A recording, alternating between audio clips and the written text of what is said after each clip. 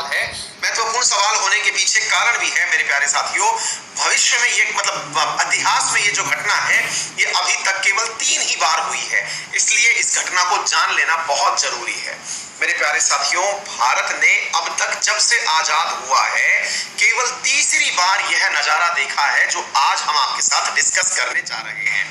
भारत अपनी तीसरी राष्ट्रीय शिक्षा नीति, थर्ड टाइम राष्ट्रीय शिक्षा नीति को आपके सामने लेकर के आ रहा है, यानी कि नई एजुकेशन ड्राफ्ट पॉलिसी 2020 आपके लिए आ चुकी है। केंद्रीय कैबिनेट ने उसको अनुमति दे दी है। बहुत सारे आमूलचूल परिवर्तन हुए हैं, उन परिवर्तनों को आप सुनेंगे, समझेंगे, क्योंकि भविष्य में आपका वास्ता उन्हीं से पड़ने वाला है। मेरे प्यारे साथियों, जिस बात को मैं कह रहा हूं कि अब तक केवल 3 ही बार ऐसा हुआ है, तो उसकी शुरुआत समझ लीजिएगा। भारत ने अपनी पहली शिक्षा नीति जारी की थी 1968 में। इतिहास के साथ पढ़ते चलिएगा। पहली नीति जारी की थी 1968 में। सेकंड टाइम इसने शिक्षा नीति जारी की थी 1986 में। बस ऐसे याद कर लीजिएगा, इन ईयर्स को एक्सचेंज कर दीजिएगा। 1968 में जब आई थी तब इंदिरा गांधी जी प्रधानमंत्री थी। उसके बाद जब आई तब राजीव गांधी जी प्रधानमंत्री थे। और मेरे प्यारे साथियों, अब जो आ रहा है ये जो थर्ड वाली है, इस समय प्रधानमंत्री नरेंद्र मोदी वर्ष 2002 के अंदर वर्ष 2020 के अंदर नई शिक्षा नीति जिसको आप देख रहे हैं वो आपके सामने हाजिर है। मेरे प्यारे साथियों, 1986 के बाद अब जाकर के ये नीति आई है। दैट मींस 34 ईयर के बाद में आपका पढ़ने का तरीका बदलने जा रहा है। मेरे प्यारे साथियों, आपके पढ़ने का तरीका बदलने जा रहा है और इसमें इतने सारे बदलाव हुए हैं कि उन बदलावों की गणना मैं आपको कराऊंगा तो आपका दिमाग जो है वो जानकारियों से भर जाएगा। ध्यान से सुनते चलिए। नंबर 1 बात, मेरे प्यारे साथियों, ये शिक्षा नीति होती क्या है? पहले तो सबसे पहले बुनियादी सवाल की चर्चा करते हैं। आप लोगों ने अक्सर देखा है, आप क्लास 10वीं तक बढ़िया तरीके से पढ़ते हैं, फिर बोर्ड का एग्जाम देते हैं, क्लास 11 12th में आप जाते हैं, सब्जेक्ट का सिलेक्शन करते हैं, 11th में आप साइंस, आर्ट्स या कुछ ऐसा सब्जेक्ट ले लेते हैं। वर्तमान में इस पद्धति को जिसे हम अपनाते हैं, इसे 10+2 पद्धति कहा जाता है। क्या कहा जाता है? 10+2 पद्धति, जिससे आप और हम पढ़े हैं, क्योंकि यह पद्धति 1986 की पद्धति है जिसमें विद्यार्थी को 10वीं क्लास तक पढ़ाया जाएगा। उसके बाद में उसको ऑप्शनल सब्जेक्ट लेने के लिए कहा जाएगा और वो 2 साल तक अपना किसी क्षेत्र स्पेशलाइज्ड करके अध्ययन करेगा। सबसे बुनियादी सवाल जो अब तक हम करते आए थे वो बिल्कुल बदल चुका है मेरे प्यारे साथियों, और वो अब होने जा रहा है 5+3+3+4 का सिस्टम होने जा रहा है। आप कहेंगे सर अभी तक तो हम कुल मिलाकर के पढ़ते थे, कुल मिलाकर के 12 साल, लेकिन ये क्या हुआ, अब हम 15 साल पढ़ेंगे क्या? जी हाँ, आपको 15 साल पढ़ाने के लिए सरकार प्लान लेके आ चुकी है। मेरे कहने का मतलब ये है मेरे प्यारे साथियों कि आप लोग जो अभी तक 12 साल पढ़ते थे, अब वो कैरिकुलम 15 साल का हो गया है। तो 15वीं भी कोई नई पढ़ाई निकल के आ गई है क्या? नहीं साथियों, ये 15वीं पढ़ाई नहीं है। 15 साल पास पढ़ाई करने के बाद आपको 12वीं की ही डिग्री मिलेगी कि आप 12वीं पास कहलाए। बोले 15 साल में 12वीं तक पहुंचेंगे? जी हाँ साथियों, तो क्या हुआ है आइए चर्चा करते हैं। मेरे प्यारे साथियों, आपकी नई एजुकेशन पॉलिसी के अंदर पहले 5 साल में आपको क्लास 2री तक पहुंचने का मौका मिलेगा। आप क्लास 2nd तक पहुंचेंगे पहले 6 साल के अंदर। बोले मतलब क्या हुआ? मतलब ये हुआ मेरे प्यारे साथियों, पहले 5 साल के अंदर जो है आप लोग कहां पहुंचेंगे? क्लास 2nd तक पहुंचेंगे। बड़ा सवाल बना, ऐसे कैसे होगा? तो मेरे प्यारे साथियों, अब कहा गया है कि जो प्रिलिमिनरी एजुकेशन होता है, प्रिलिमिनरी का मतलब हुआ प्री पैप जिसे आप कहते हैं, LKG UKG जो कहते हैं, सरकार उसे अब आपकी शिक्षा नीति में लेकर के आपको ये पढ़ना होगा। अब आपके दिमाग में सवाल बनेगा कि सर हमारे टाइम में, हमने कहा भाई हमने तो LKG UKG पढ़ी नहीं, सुनी नहीं, उस समय थी नहीं। एग्जैक्टली मेरे प्यारे साथियों, लेकिन बीच में एक टाइम आया जिस समय पर आपने स्कूल देखी होगी, बहुत सारी बच्चों की स्कूल खुल गई, प्रिलिमिनरी एजुकेशन के लिए एजुकेशन स्कूल खुल गई थी, जो किड्स स्कूल खुली थी। असल में अब वो कार्य अनिवार्य रूप से किया जाएगा। यानी पहले तो अब आप पूछेंगे कि सर एक बात बताइए, जिसे हम प्री प्राइमरी कहते हैं, यानी कि शॉर्ट फॉर्म में जैसे आप प्री पैप कहते हैं, तो एक बात बताइए सर, उसके अंदर अब सरकार क्या इस तरह की स्कूल भी खोलेगी क्या, जहां पर 3 साल का बच्चा, 4 साल का बच्चा, 5 साल का बच्चा ये पढ़ सकेगा? हमने कहा जी हाँ। तो सरकार ने इस स्कूल के नाम दिया है आंगनबाड़ी, और ये अभी से नहीं है, बहुत पहले से है। यानी कहने का मतलब ये हुआ कि आंगनबाड़ी में विद्यार्थी जो है वो अपनी क्लास 2 से पहले की, 1 और 2 से पहले की जो प्रिलिमिनरी एजुकेशन है वो कंप्लीट करेगा। नंबर 1 बात तो ये समझ में आनी चाहिए। इसके बाद मेरे प्यारे साथियों वो 3 साल और पढ़ेगा। ये ध्यान से सुनिएगा, बहुत इंपॉर्टेंट होने जा रही है ये बात। ये इतनी इंपॉर्टेंट होने जा रही है कि जिन्हें आप अपना एचआरडी मिनिस्ट्री कहते थे, एचआरडी मिनिस्ट्री था जिनका नाम था आपका रमेश पोखरियाल निशंक, एमएचआरडी मिनिस्ट्री कहते थे, ministry of human resource development. उनका नाम बदल चुका है, रमेश पोखरियाल जी का नहीं, इस मिनिस्ट्री का नाम बदल चुका है मेरे प्यारे साथियों। इस मिनिस्ट्री का नाम ही शिक्षा मंत्रालय हो गया है, इसका नाम ही एजुकेशन मिनिस्ट्री हो गया है। ये चीज याद रखिएगा, आपकी एमएचआरडी मिनिस्ट्री का नाम बदल करके ministry of human resource and development will now onwards will be known as education ministry. और मेरे प्यारे साथियों रमेश पोखरियाल निशंक आपके शिक्षा मंत्री कहलाएंगे, मानव संसाधन विकास मंत्री नहीं कहलाएंगे। रीजन आपके दिमाग में बिल्कुल स्पष्ट होना चाहिए, क्योंकि यह मंत्रालय केवल और केवल पढ़ाई से संबंधित कार्य करता है, तो क्यों ना इसे शिक्षा मंत्री कहा जाए। फिर आप पूछेंगे क्या ये भारत के पहले शिक्षा मंत्री कहलाएंगे? जी नहीं, वो तो आप मुझे कमेंट में बताएंगे कि भारत के पहले शिक्षा मंत्री कौन थे जिनके ऊपर आप कोई विशिष्ट दिवस भी मनाते हैं। जल्दी से कमेंट बॉक्स में बता दीजिएगा। इसके अलावा मैं आपको ये बता रहा हूं, बोले पहले भी शिक्षा मंत्री था, अभी भी शिक्षा मंत्री है, तो ये एमएचआरडी मिनिस्ट्री कब से आई? मेरे प्यारे साथियों एमएचआरडी मिनिस्ट्री करके आए थे स्वर्गीय राजीव गांधी जी। उन्होंने मेरे प्यारे साथियों, जो राजीव गांधी जी थे, उन्होंने शिक्षा मंत्रालय का नाम 1986 में बदल करके एमएचआरडी यानी ministry of human resource development कर दिया था। 1986 में जो इनके द्वारा लाई गई पॉलिसी थी, इसका 1992 में संशोधन भी हो चुका है, लेकिन पॉलिसी अभी तक तीसरी बार ही आई है जो आपको पता चल रही है। एक और खास बात बता देता हूं मेरे प्यारे साथियों, आपको यहां पर यह मालूम होना चाहिए कि ये जो शिक्षा मंत्री करने की मांग है, ये बहुत सारे एजुकेशन से संबंधित शिक्षक संगठन है, उनकी बहुत लंबे समय से चली आ रही मांग थी कि हमें आप लोग शिक्षा मंत्रालय के अधीन लाइए।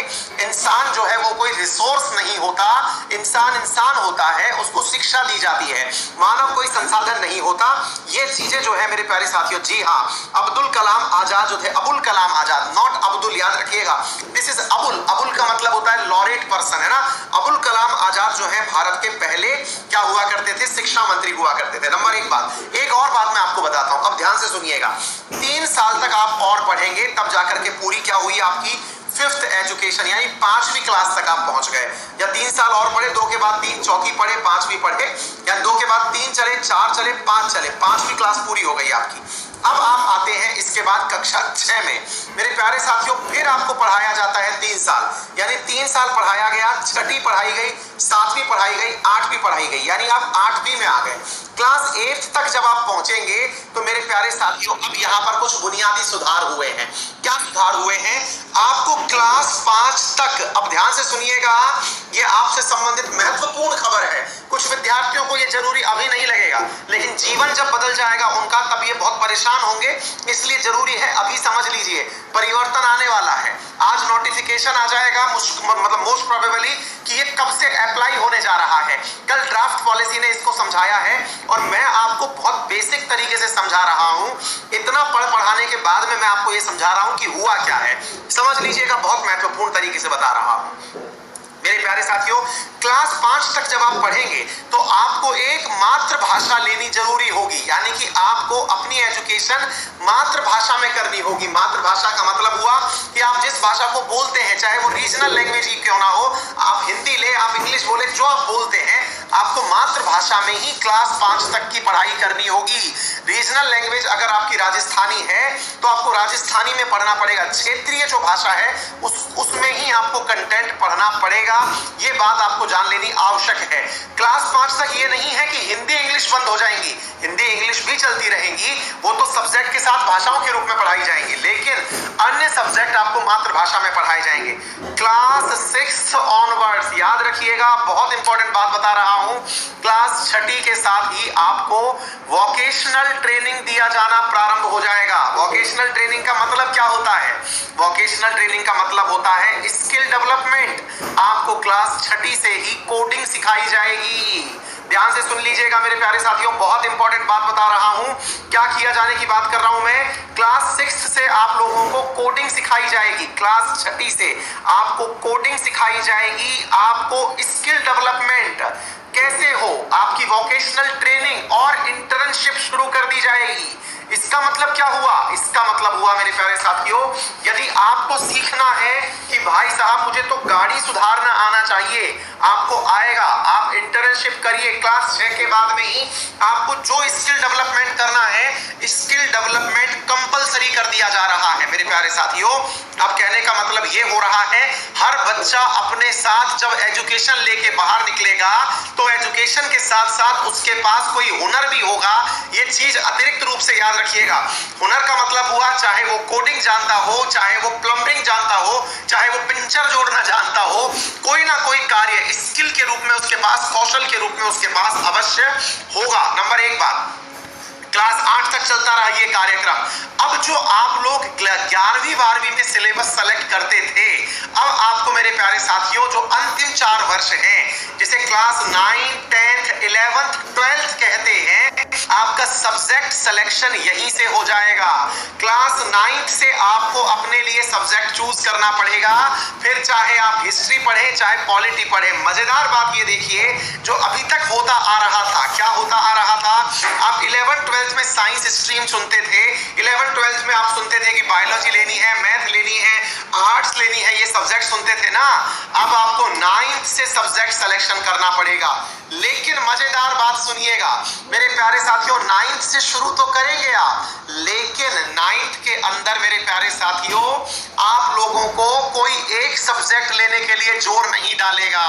कोई आपसे ये नहीं कहेगा अभी साइंस में बदल जाओ या अभी आर्ट्स में बदल जाओ। फिर क्या होगा, अगर आप साइंस में चाहते हैं फिजिक्स पढ़ना, कि मुझे मेरा फिजिक्स में इंटरेस्ट है, और आप चाहते हैं कि साथ में मैं आर्ट्स पढ़ूं, आर्ट्स से मतलब हुआ कि सर जो ज्योग्राफी पढ़ा रहे हैं ये मैं साथ साथ पढ़ूं, तो मेरे प्यारे साथियों आपका जो ये कोर्स का पैटर्न बनेगा, ये स्टूडेंट के इंटरेस्ट पर क्रिएट किया जाएगा। ध्यान से सुन लीजिएगा, बहुत ही इंपॉर्टेंट चीज बता रहा हूं, ये स्टूडेंट के इंटरेस्ट पर क्रिएट किया जाएगा कि वो फिजिक्स के साथ हिंदी पढ़ना चाहता है, म्यूजिक चाहता है, मैथ के साथ में डांस सीखना चाहता है, उसका वो सब्जेक्ट बनेगा। ये नहीं है कि मैथ लेनी है तो फिजिक्स केमिस्ट्री लेना कंपलसरी है, ये नहीं है कि बायोलॉजी लेनी है तो फिजिक्स बायोलॉजी के साथ में फिजिक्स केमिस्ट्री लेना कंपलसरी है। बिल्कुल ऐसा नहीं होगा। ये इंटरेस्टिंग रूप से आपको बात समझ में आने की आवश्यकता है। विद्यार्थी अपने तरीके से सब्जेक्ट का सिलेक्शन कर पाएगा। और एक बात खास रूप से, अगर आप पूछते हैं कि सर 10th में जो बोर्ड का एग्जाम होता है उसका क्या होगा, भाई साहब उसके साथ तो बहुत ही गजब हो गया है। क्या हो गया है कि जब वो 10th का एग्जाम देगा तो 10th के एग्जाम में केवल रटे रटाए विद्यार्थी पास नहीं होंगे। रटे रटाए विद्यार्थी पास नहीं होंगे मतलब आपको रोट लर्निंग नहीं कराई जाएगी कि बेटा 2 दूनी 4, 3 दूनी 6 याद करो, नहीं। तो क्या होगा, आपकी ग्रेडिंग 3 प्रकार से आएगी, 3 प्रकार से आपकी रैंक बनेगी, 3 प्रकार से नंबर आपको दिए जाएंगे। किस किस प्रकार से नंबर दिए जाएंगे? नंबर 1, आपके एजुकेशन के नंबर जो क्लास में आ रहे हैं वो तो आएंगे ही। आपको अपने प्रति विश्लेषण खुद का भरना है, खुद का विश्लेषण करना है आपको, मतलब आप अपने आप को खुद के मूल्यांकन में कितने अंक देते हैं। पहली बार आपको गर्व कराने की बात प्रारंभ हो रही है कि आप अपने आप को ग्रेडिंग दीजिए कि आपने जो ज्ञान लिया वो आपके हिसाब से कितना है। अगर ऐसा हुआ, आपने कहा फिर तो हम 10 on 10 दे लेंगे, तो जब आप नौकरी के लिए आवेदन करने जाएंगे तो आपसे 10वीं तक का ही कोर्स पूछ करके वो ये चेक कर लेगा कि आपने फ्रॉडरी की थी कि नहीं की थी। और अगर आपने फ्रॉड किया होगा उसी दिन आपको भगा दिया जाएगा कि बेटा तुम अपना ही मूल्यांकन सही से नहीं कर पाए तो कंपनी के किस काम के हो। इसका मतलब मूल्यांकन भी विद्यार्थी सही से करेगा, यानी कि आपके नंबर आप खुद देंगे, यानी कि ये सेल्फ असेसमेंट नंबर होगा। एक और जो इंपॉर्टेंट चीज शुरू की गई है बोर्ड में वो ये है कि आपके दोस्त आपको नंबर देंगे। मेरे प्यारे साथियों, दोस्तों द्वारा ग्रेडिंग दी जाएगी। आपको अपने दोस्तों के द्वारा अपने लिए नंबर भरवाने होंगे। अब आप पूछेंगे सर इसका क्या मतलब हुआ, दोस्तों से अब तो इसका मतलब दोस्ती रखनी पड़ेगी। अरे भाई कहेंगे, भारत जो है वो असल में हमारा सबसे अच्छी यूएसपी क्या है, हमारे एजुकेशन सिस्टम की नहीं, हमारे संस्कारों की सबसे बड़ी चीज क्या है, हम सब मिलजुल कर रहते हैं। इस शिक्षा पद्धति ने हमारे बीच में इतनी दुश्मनी करा दी थी कि दोस्त दोस्त का भी सगा नहीं रहता था। आप जब पढ़ते थे तो दोस्त से छुपा के पढ़ते थे कि क्या पढ़ना है क्या नहीं पढ़ना है, अपने दोस्त को अपना दुश्मन समझ के पढ़ते थे। अब आपको दोस्त को अपना दोस्त समझना होगा, क्योंकि वो आपका दोस्त आपके लिए ग्रेडिंग देगा, आपको बताएगा कितने नंबर तुझको दूं बता। अब उस हिसाब से आप उसके लालच में उसके साथ में बने रहेंगे। कहने का मतलब ये है कि ये संगठित भारत बनाएगा, आपके अंदर मेल जोल प्रेम भाव बढ़ाएगा। आप अपने साथ में जब स्कूल से बाहर निकलेंगे तो कड़वी यादें नहीं, क्योंकि हमारे यहाँ तो इस शिक्षा पद्धति जिसे हम सामान्यतः मैकाले शिक्षा पद्धति कह के चिढ़ाते हैं, इस शिक्षा पद्धति ने दुश्मन बनाए। कहते हैं कि टॉपर का कोई दोस्त नहीं होता। क्यों? क्योंकि टॉपर ने बहुत सारे लोगों को पीछे छोड़ा होता है। लेकिन इस बार जब आप टॉप करेंगे तो आप अपने हिसाब से टॉप करके आएंगे, अपने दोस्तों की वजह से टॉप करके आएंगे। बेहद बुनियादी रूप से किया गया कार्य है ये। फिर आपके दिमाग में सवाल बनेगा, सर इसके बाद क्या होगा? हमने कहा 12th के बाद आप बाहर निकले, 12th के बाद आपको करना है ग्रेजुएशन, यानी कि 13वीं पढ़नी है, 14वीं पढ़नी है, 15वीं पढ़नी है, जिसे आप ग्रेजुएशन कहते हैं। मेरे प्यारे साथियों, अब ये ग्रेजुएशन भी दो प्रकार का होगा। बहुत बुनियादी तरीके से समझा रहा हूं, जिसे इस प्रकार से समझ में नहीं आया उसका मैं भाई साथ भी नहीं दे सकता। बहुत ही अल्टीमेट तरीके से पूरा की पूरा रिसर्च किया है कि आप तक इस बात को कैसे लेके जाऊं। मेरे प्यारे साथियों, आप ग्रेजुएशन में जाएंगे, ग्रेजुएशन में आपके साथ क्या होगा? आपके पास ऑप्शन होंगे। क्या ऑप्शन होंगे? कि आप ग्रेजुएशन 3 साल वाला करना चाहते हैं कि 4 साल वाला करना चाहते हैं। बोले ऐसा भी होगा? जी हाँ, आपकी ग्रेजुएशन 2 प्रकार की होगी, 3 साल और 4 साल। अगर आप 3 साल वाला ग्रेजुएशन करते हैं, यानी कि नौकरी के लिए अगर आप पढ़ाई कर रहे हैं, आपकी नौकरी में मिनिमम रिक्वायरमेंट ये कह रखी है कि आप लोग जो है वो ग्रेजुएट होने चाहिए, तो 3 साल के अंदर ही आपको बैचलर की डिग्री दे दी जाएगी। लेकिन अगर आप रिसर्च करना चाहते हैं तो रिसर्च करने के लिए मेरे प्यारे साथियों आपको ग्रेजुएशन 4 साल वाली करनी होगी। ध्यान से सुनिएगा, आपको ग्रेजुएशन कितने साल वाली करनी होगी? 4 साल वाली ग्रेजुएशन करनी होगी यदि आपको रिसर्च में जाना है। और अगर आप रिसर्च में जा रहे हैं तो 4 साल ग्रेजुएशन करिए और उसके बाद में एमएससी जिसे आप कहते हैं या एमए जिसे कहते हैं, वो रिसर्च करने वालों के लिए ये मात्र 1 साल की रह जाएगी। यानी कि एमएससी जो मास्टर्स है या फिर master in science, master in arts जो है, वो केवल 1 साल का पोस्ट ग्रेजुएशन हो जाएगा। एमएससी कह लीजिए, एमए कह लीजिए, जो करना है वो केवल 1 साल का होगा और डायरेक्ट आपको पीएचडी के अंदर एडमिशन मिल जाएगा। कहने का मतलब ये हुआ कि जिनको रिसर्च में जाना है वो क्लास 12th में डिसाइड कर लेंगे कि उन्हें रिसर्च करनी है कि नौकरी करनी है। एकदम साफ हो गया मामला। और एक बात मेरे प्यारे साथियों, सामान्यतया एमएससी के बाद में विद्यार्थी करते हैं एमफिल। मेरे प्यारे साथियों, एमफिल की डिग्री ही खत्म कर दी गई है। अब कोई एमफिल वगैरह कुछ नहीं हुआ करेगा। पीएचडी में जाना है, डायरेक्ट जाइएगा। एक और इंटरेस्टिंग बात मेरे प्यारे साथियों यहाँ पर क्रॉस क्वेश्चन के रूप में निकल के आती है। क्या सर किसी को बीएड करना हो तो क्या होगा? बीएड कॉलेज बंद कर दिए जाएंगे। बीएड कॉलेज की जगह पर आपको ग्रेजुएशन कॉलेज में ही शिक्षण पद्धतियां सिखाई जाएंगी। यानी कि अगर आपको बीएड की डिग्री लेनी है तो 4 साल में जाके मिलेगी वो आपको। 12th के बाद ही ग्रेजुएशन के 3 साल और बीएड का साल एक साथ मिला करके आपके ग्रेजुएशन कॉलेज में ही आपको बीएड की डिग्री प्राप्त होगी, प्रोवाइडेड आपको 4 साल वहां पर देने होंगे। अगर आपको कुछ समझ में आ रहा हो तो सब करिएगा, मैं और आपकी चीजों को आंसर देता चला जाऊंगा। सेशन को शेयर करने में कंजूसी मत करिए। बहुत जबरदस्त चीजें मैं आपको सिखा रहा हूं मेरे प्यारे साथियों, ये जीवन में परिवर्तन लाने वाली है। आज नोटिफिकेशन आ जाएगा, कब से ये चीजें अप्लाई होने वाली हैं, आज नोटिफिकेशन आ जाएगा। कल ड्राफ्ट को मंजूरी मिली है। और एक बात सुनिए मेरे प्यारे साथियों, अब आपके दिमाग में सवाल आएगा, सर जो क्लास 11th 12th के बच्चे हैं उनका क्या होगा? अगर सर किसी को बीटेक करना है, किसी को मतलब बीएससी करना है, बीटेक करना है, अगर आईआईटी में जाना है तो क्या होगा? मेरे का प्यारे साथियों, ऐसी स्थिति में सबके लिए केवल एक ही एग्जाम होगा।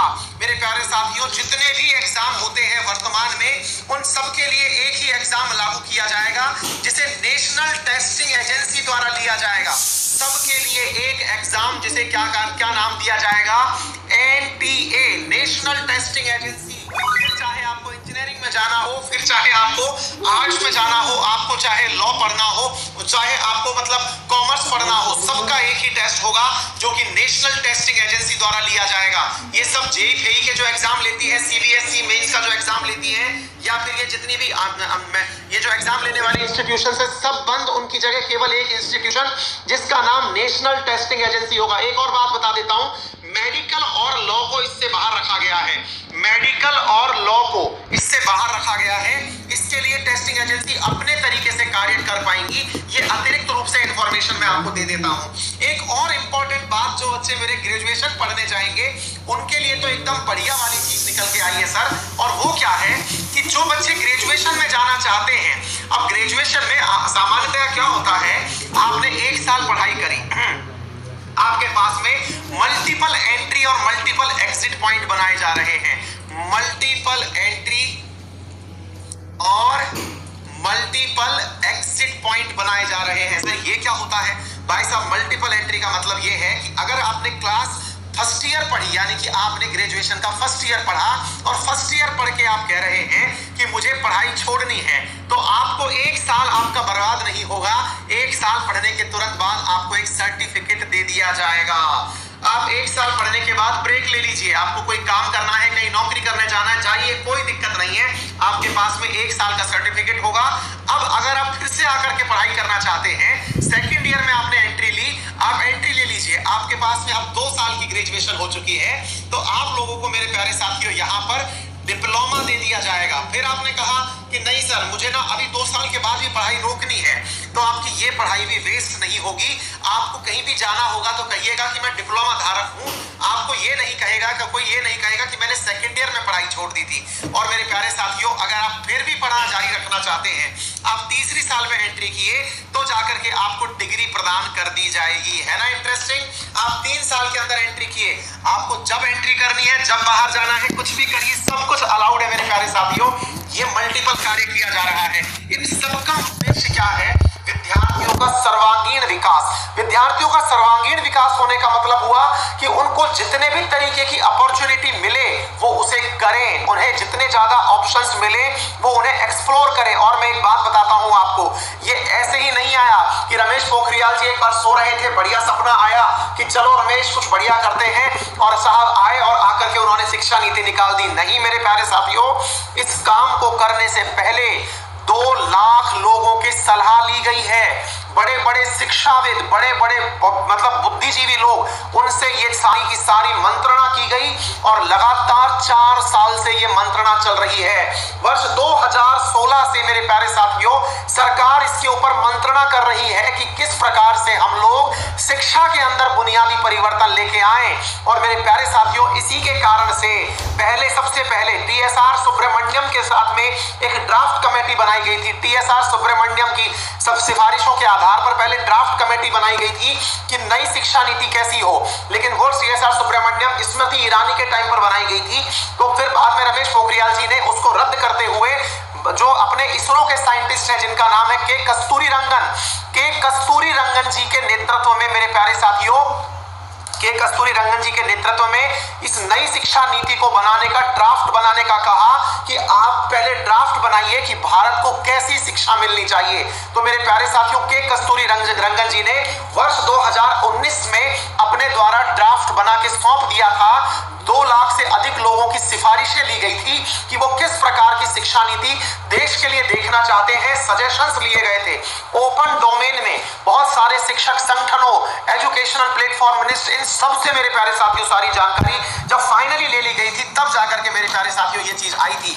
एक और इंपॉर्टेंट बात मैं आपको बताता हूं मेरे प्यारे साथियों, जितनी भी मल्टीपल रेगुलेटिंग अथॉरिटी है सब खत्म। मल्टीपल रेगुलेटिंग अथॉरिटी कहने का मतलब क्या हुआ कि जैसे आप लोग देखते हैं मेरे प्यारे साथियों कि वर्तमान में आपके यूजीसी होता है, सीएसआईआर होता है, यूजीसी होता है, इसके अलावा एनटीएससी होता है, इन सभी को खत्म कर दिया जाएगा और केवल एक ही कमेटी बनाई जाएगी जो इन सब के ऊपर अपनी तरफ से रेगुलेशन रखेगी। केवल एक ही कमेटी होगी और वो बहुत सारे बोर्ड ऑफ डायरेक्टर्स के साथ में मिलकर के चलेगी। अगर रिसर्च करना है तो नेशनल रिसर्च फाउंडेशन की स्थापना की जा रही है। ये यूजीसी सीएसआईआर कुछ नहीं, नेशनल रिसर्च फाउंडेशन की स्थापना की जा रही है जो बोर्ड ऑफ डायरेक्टर्स के साथ मिलकर के सारी कार्य करेगी।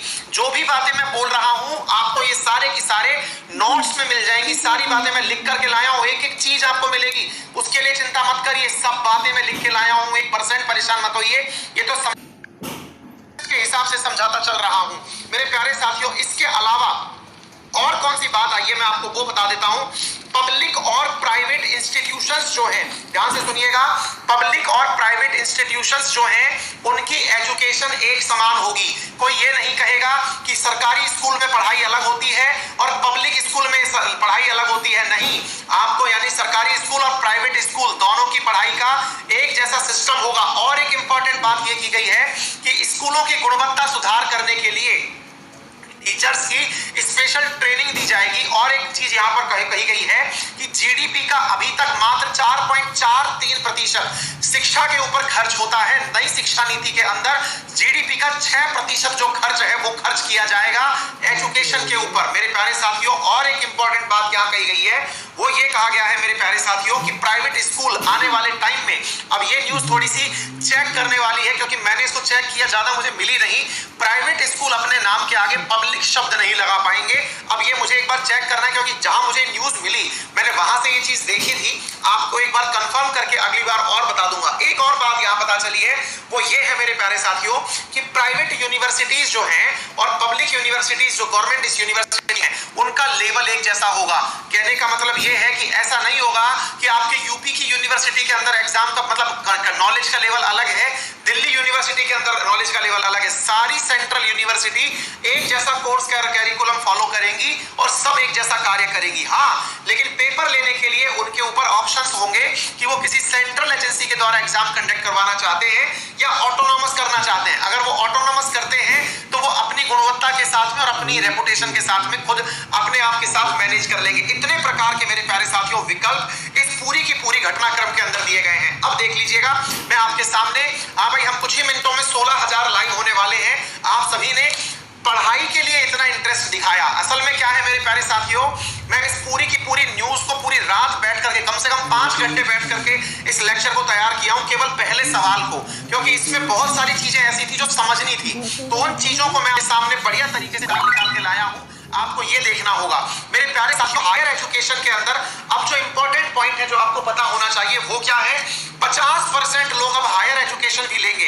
कहने का मतलब क्या होता है कि स्कूल ड्रॉप आउट को घटाना होगा। ये पॉइंट मैं समझा चुका हूं, ये पॉइंट मैं समझा चुका हूं, ये समझा चुका हूं, ये समझा चुका हूं। हाँ भाई, क्रेडिट ट्रांसफर होगा। क्रेडिट ट्रांसफर का मतलब क्या होगा? क्रेडिट ट्रांसफर का मतलब होगा कि आपने फर्स्ट ईयर में कोई डिग्री प्राप्त करी, आपको उसमें फलाने अंक मिले। अब आप पूछेंगे कि सर मैं बीएससी कितने परसेंटेज से पास हुआ। मान लीजिए मैं फर्स्ट ईयर करके निकला तो फर्स्ट ईयर में मुझे सर्टिफिकेट दे दिया, सेकंड ईयर करके निकला डिप्लोमा दे दिया, थर्ड ईयर करके निकला डिग्री दे दी। अब एक बात बताइए सर कि मेरी परसेंटेज कितनी आई? तो मेरे प्यारे साथियों, फर्स्ट ईयर में जो परसेंटेज आई ना आपकी, वो आपकी क्रेडिट बैंक में जुड़ गई। वो वर्चुअल बैंक है जो सरकार ने बना दिया, आपकी परसेंटेज वहां लिख करके डाल दी गई। जब आप अगली साल कंटिन्यू करोगे या 2 साल बाद या 5 साल बाद कंटिन्यू करोगे तो वो वाली वर्चुअल परसेंटेज आपकी जुड़ जाएंगी। यानी कि जिस प्रकार से आपके कॉइंस जुड़ते चले जाते हैं वैसे मेरे प्यारे साथियों ये चीज जुड़ जाएंगे। आगे चलते हैं मेरे प्यारे साथियों, ये सारे के सारे कार्य आप model multi disciplinary education and research university बनाई जाएंगी विदेशी यूनिवर्सिटीज की मदद से। मेरे प्यारे साथ, हर शहर के अंदर हर डिस्ट्रिक्ट लेवल पर ऐसे मल्टी डिसिप्लिनरी, यानी कि कोई भी यूनिवर्सिटी अब ऐसी नहीं होगी जिसमें यह कहा जाता हो कि केवल टेक्निकल पढ़ाई होती है। उस पढ़ाई के साथ साथ आर्ट्स की पढ़ाई, इंजीनियरिंग पढ़ाई, मेडिकल की पढ़ाई सब एक ही जगह होने की बात कही जा रही है। हर डिस्ट्रिक्ट लेवल पर ऐसी बात की जाएगी। टेक्नोलॉजी के अंदर मेरे प्यारे साथियों बहुत ज्यादा उपयोग किया जाएगा टेक्नोलॉजी का। टेक्नोलॉजी के आधार पर मेरे प्यारे साथियों जो आपको करना है, फिलहाल में दिव्यांग जनों के लिए एजुकेशन सॉफ्टवेयर बनाए जाएंगे। रीजनल लैंग्वेज में ई कंटेंट डेवलप किया जाएगा 8 भाषाओं के अंदर मेरे प्यारे साथियों। फिलहाल ऑनलाइन मटेरियल डेवलपमेंट चलेगा, वर्चुअल लैब चलेंगी। वर्चुअल लैब का मतलब क्या हुआ? इन दिनों क्या हो रहा है कि साइंस के विद्यार्थी जो बायोलॉजी के प्रैक्टिकल करते थे या फिर बॉटनी, इसके फिजिक्स केमिस्ट्री के प्रैक्टिकल करते थे, इन्हें लेबोरेटरी जाने की आवश्यकता होती थी। अब ये लेबोरेटरी जा नहीं पा रहे, तो ऐसी स्थिति में बस वर्चुअल लैब को बनाई जाएगी। जैसे वीडियो गेम होता है ना, ऐसे कि आप करके सोचिए कि क्या करें तो प्रोडक्ट का रिजल्ट आएगा, तो वर्चुअल लैब बनाई जाएगी। नेशनल एजुकेशन टेक्नोलॉजी फोरम बनाया जाएगा। डिजिटली इक्विप्ड स्कूल और टीचर होंगे मेरे प्यारे साथियों। ये सारी चीजें आप लोगों को यहां से मिलने वाली है। रेगुलेटरी बॉडी मैंने आपको बता दिया, ये सारी चीजें आपको बता दी। थैंक गॉड मैंने आपको सारे पॉइंट समझाने का प्रयास किया है। उम्मीद है कि आप लोगों को मेरे द्वारा ये समझाया गया